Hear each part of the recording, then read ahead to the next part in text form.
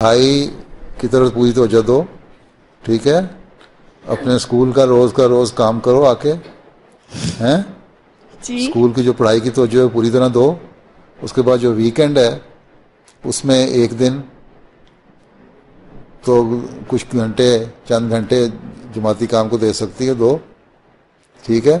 अगर दो दूसरा दिन भी दे सकती है दो, लेकिन बहरहाल जो पढ़ाई इसलिए इस मकसद से करनी है कि ये इल्म हासिल करके मैंने जमात की खिदमत करनी है।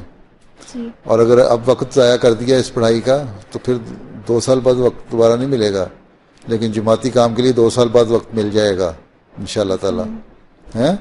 इसलिए लेकिन आदत डालने के लिए साथ साथ वीकेंड पे कुछ ना कुछ वक्त इजलास अगर होते हैं या और कोई काम स्पुर्द है तो घंटे 2 घंटे में हो जाता है। ऐसा कौन सा काम है आप लोगों के पास जो सारा दिन लग जाए, ख़त्म ही ना हो। गप्पे मारनी हो तो और बात है, लजना बैठ के गप्पे मारती रहती है, हैं। बाकी काम शाम तो घंटे में ही ख़त्म हो जाता है।